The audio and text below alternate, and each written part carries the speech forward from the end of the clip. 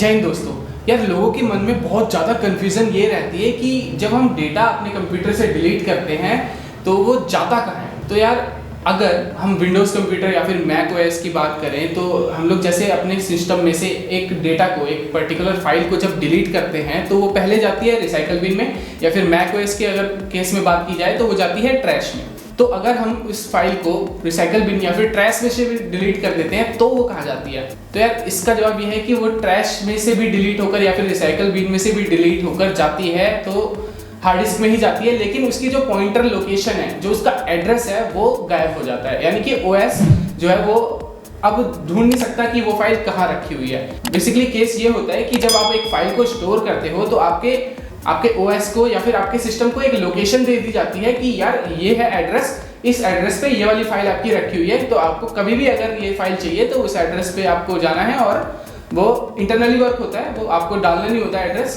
तो उस एड्रेस पे जाके आप लोग उस फाइल को एक्सेस कर सकते हो। आप लोग डायरेक्ट एड्रेस डाल के भी एक्सेस कर सकते हो फाइल्स को, जो होता है c./ वगैरह करके कुछ एड्रेसेस होते हैं जो कि आप अपने फोल्डर के अकॉर्डिंग या फिर फाइल फोल्डर्स के अकॉर्डिंग जाके डाल सकते हो और उससे भी सर्च कर सकते हो। तो मेनली ये होता है कि जब आप फाइल को डिलीट करते हो तो वो फाइल चली जाती है रिसाइकल बिन में। रिसाइकल बिन में से अगर आप डिलीट कर देते हो तो वो चली जाती है हार्ड डिस्क के अंदर, कहीं गुम हो जाती है वो फाइल। यानी कि उसका एड्रेस जो है वो अब फाइंड नहीं हो सकता। आपका जो ओएस होता है वो अनेबल हो जाता है उसके एड्रेस को फाइंड करने के लिए।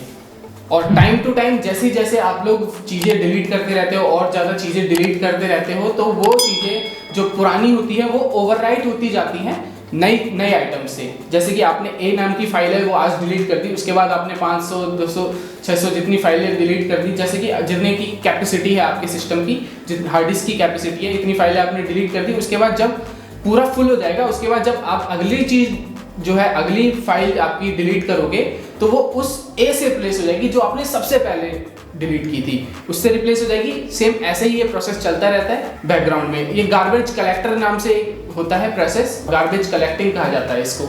रिसाइकल बिन से डिलीट होने के बाद आप किसी भी फोल्डर फाइल को रिकवर नहीं कर सकते हो, लेकिन उसके लिए कुछ एप्लीकेशंस, कुछ सॉफ्टवेयर्स आते हैं, उनके हेल्प के थ्रू आप लोग इन सारे जो अपनी फाइल्स होती हैं उनको रिकवर कर सकते हो। लेकिन उसके भी कुछ पैरामीटर्स होते हैं। अगर आपको रिकवर करना है तो आपको रूल्स वगैरह का भी ध्यान रखना होता है, पैरामीटर्स का भी ध्यान रखना होता है कि इन पैरामीटर्स में जो डेटा वो है रिकवर हो पाएगा या फिर सेफली रिकवर हो पाएगा। कई बार ऐसा होता है कि डेटा रिकवर हो जाता है लेकिन वो फाइल चलती नहीं है, ओपन नहीं कर पाते, पिक्चर्स वगैरह जो है वो ओपन नहीं होती या फिर कहीं भी विजिबल नहीं हो पाती, सिर्फ वो रिकवर हो जाती है और बस। रिकवरी के कुछ सॉफ्टवेयर्स आते हैं जैसे कि डिस्क ड्रिल हो गया, उसके बाद आपका रिकोवा हो गया और वंडरशेयर का एक सॉफ्टवेयर आता है रिकवर इट करके। तो ऐसे कुछ सॉफ्टवेयर्स हैं, बहुत सारे हैं मार्केट में, तो इनका यूज़ करके आप लोग अपनी फाइल को सेफली जो है वो रिकवर कर सकते हो हार्ड डिस्क में से, रिसाइकल बिन से भी डिलीट होने के बाद में। तो गाइस होप करता हूँ आपको वीडियो सही लगी होगी। अगर वीडियो सही लगी है तो वीडियो को लाइक करो, चैनल को सब्सक्राइब करो। ज़्यादा बोलता नहीं हूँ मैं इन चीज़ों के बारे में, बट स्टिल कर देना। Thank you. बाकी हम लोग मिलेंगे नेक्स्ट वाली वीडियो में किसी और एक नए टॉपिक के साथ। तब तक के लिए जय हिंद।